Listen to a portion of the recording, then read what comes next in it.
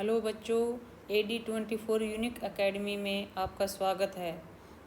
बच्चों, हम कक्षा 6वीं का हिंदी बुक मल्हार का आज तीसरा पाठ पढ़ेंगे, जिस पाठ का नाम है पहली बूंद। और ये एक कविता है। हम कविता इस प्रकार है। वह पावस का प्रथम दिवस जब पहली बूंद धरा पर आई, अंकुर फूट पड़ा धरती से, नवजीवन ने ली अंगड़ाई। धरती के सूखे हदरों पर गिरी बूंद अमृत सी आकर, वसुंधरा की रोमावली सी हरी दूब पुलकी मुस्काई।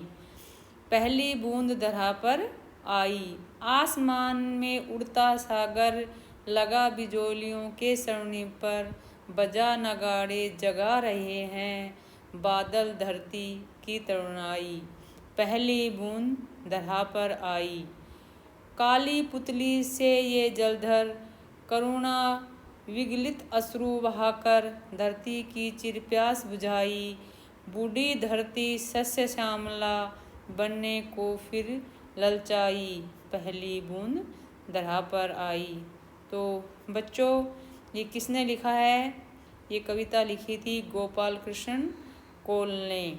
इसमें कवि परिचय है। धरती के सूखे हदरों पर पहली बूंद गिरने का अद्भुत दृश्य रचने वाले बाल साहित्यकार गोपाल कृष्ण कोल ने बच्चों के लिए देश प्रेम, प्रकृति और जीव जंतुओं से जुड़ी बहुत सी मनोरम कविताएं लिखी हैं।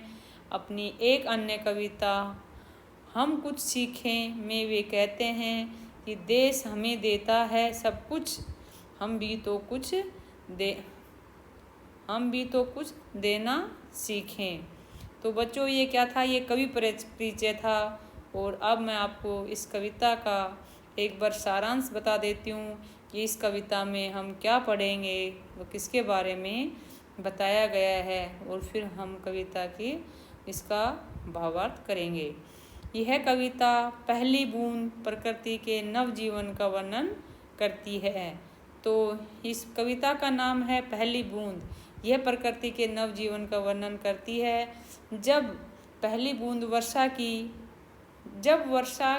जब पहली वर्षा की बूंद धरती पर गिरती है, इससे सूखी धरती में ताजगी और जीवन का संचार होता है।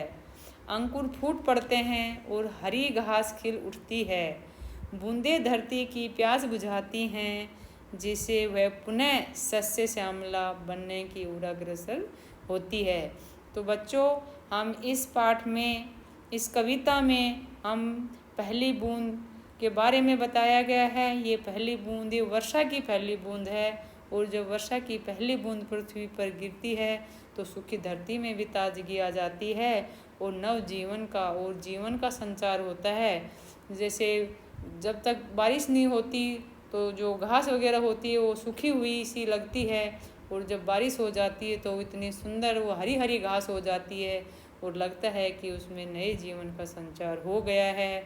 और जिसको जो अंकुर फूट पड़ते हैं और जो बीज वगैरह गिरे होते हैं उसमें पेड़ों से, तो उसमें अंकुर फूट पड़ते हैं, मतलब वो नए नए पेड़ उगने लग जाते हैं। तो बच्चों, हम इस कविता में यही पढ़ेंगे। तो अब हम इसका भावार्थ करते हैं। वह पावस का प्रथम दिवस जब पहली बूंद धरा पर आई, अंकुर फूट पड़ा धरती से, नवजीवन की ले अंगड़ाई। तो बच्चों, ये था। तो इसमें क्या है? प्रथम दिवस का क्या मतलब है? प्रथम दिवस का शब्दार्थ होगा पहला दिन।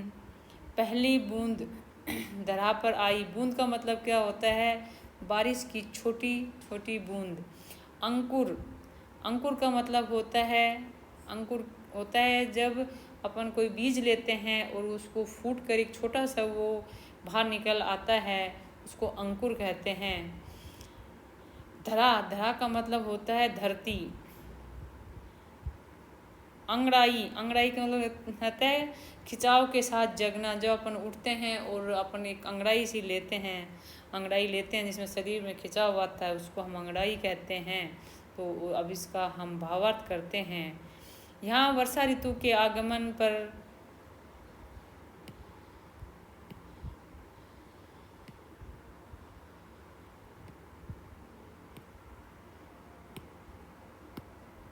सॉरी बच्चों, यहाँ वर्षा ऋतु के आगमन पर धरती में आए परिवर्तन के सौंदर्य का वर्णन किया गया है। जो हमें ये कविता की कुछ पंक्तियाँ हैं, उसमें वर्षा ऋतु के आगमन पर धरती में जो परिवर्तन हुए हैं धरती पे, पृथ्वी पे, उसका वर्णन इन पंक्तियों में किया गया है। इन पंक्तियों के माध्यम से कवि कहते हैं कि ग्रीष्म यानी गर्मी की ऋतु के बाद वर्षा ऋतु के आगमन से चारों तरफ आनंद रूपी हरियाली फैली हुई है। बच्चों, आप लोगों को पता है जब गर्मी यानी ग्रीष्म ऋतु चली जाती है उसके बाद बारिश का मौसम आता है, उसी का वर्णन इस कविता में किया गया है। वर्षा की पहली बूंद जब धरती पर आती है तो धरती के अंदर छिपे बीज में से अंकुर फूटकर बाहर निकल आता है, मानो वह बीज नया जीवन पाकर अंगड़ाई लेकर जग गया हो। तो बच्चों, इन पंक्तियों का ये भावार्थ होगा। धरती के सूखे हदरों पर गिरी बूंद अमृत सी आकर वसुंधरा की रोमावली सी हरी धूप पुलकी मुस्काई पहली बूंद धरा पर आई। तो इसमें अधर का मतलब क्या होता है बच्चों? अधर का मतलब होता है होठ। और वसुंधरा का प्रयोग यहाँ किसके लिए किया गया है? पृथ्वी के लिए किया गया है। वसुंधरा किसको कहते हैं? हम पृथ्वी को कहते हैं। रोमावली का मतलब क्या होता है? रोमावली नाभि के ऊपर सीने तक के रोमों की वो होती है रोमावली। हरी दूब पुलकी मुस्काई, तो पुलकी का मतलब क्या होता है? पुलकी का मतलब होता है खुश होना। और धरा होता है धरती। और हरी मतलब हरी घास, ये दूब मतलब हरी घास होती है, उसको हम दूब कहते हैं। सूखे का मतलब होता है जब बिना पानी के जब वो सूख जाते हैं तो उसका मतलब होता है सूखे। तो बच्चों, अब हम इसका भावार्थ या व्याख्या करते हैं। इस पंक्ति में कवि ने धरती की तुलना एक महिला से की है जिसके होठ सूखे हुए हैं। जब वर्षा की पहली बूंद इन सूखे होठों पर अमृत के समान गिरती है तो धरती जीवित हो उठती है। जैसे किसी व्यक्ति के शरीर पर रोम खड़े हो जाते हैं, वैसे ही धरती पर हरी घास उग आती है और मुस्कुराने लगती है। इस प्रकार पहली बूंद के गिरने से धरती में एक नई ताजगी और नव जीवन का संचार होता है। तो बच्चों, ये इन पंक्तियों का सब भावार्थ है। आसमान में उड़ता सागर लगा बिजलियों के स्वर्णिम पर बजा नगाड़े जगा रहे हैं बादल धरती की तरुणाई पहली बूंद धरा पर आई। तो बच्चों, इसके हम कुछ शब्दार्थ करेंगे। आसमान का क्या मतलब होता है? गगन, आकाश, ठीक है। बिजलियों का मतलब होता है आकाशीय बिजली। बजा नगाड़े जगा रहे हैं, और यह है स्वर्णिम का मतलब होता है सुनहरा। और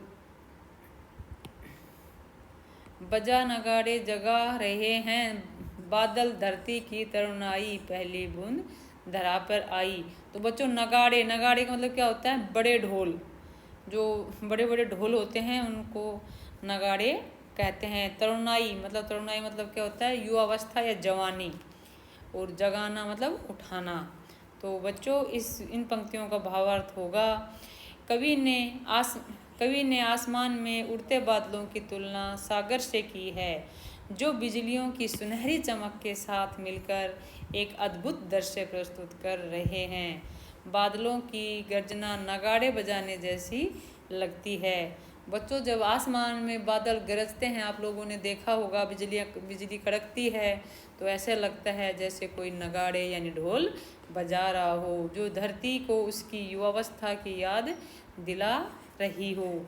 पहली बूंद गिरते ही धरती ताजगी और नवजीवन से भर जाती है, मानो फिर से युवा हो उठी है। तो जब बारिश नहीं होती तो धरती ऐसी सूखी सूखी लगती है, और जब पहली बारिश ही धरती पर हो जाती है तो ऐसा लगता है मानो वो जवान या युवा हो उठी हो।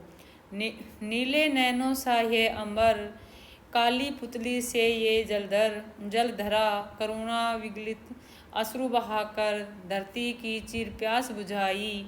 बूढ़ी धरती शस्य श्यामला बनने को फिर से ललचाई, पहली बूंद धरा पर आई। तो बच्चों इसके इन पंक्तियों के पहले अपन कुछ शब्दार्थ करेंगे। नीले नैन, नीले नैनों सा क्या होगा? नीली आँखें। नीले नैनों का मतलब क्या होगा? नीली आँखें। अंबर, अंबर का मतलब होता है आकाश। काली पुतली, काली पुतली का क्या मतलब होता है? आँखों की काली पुतली।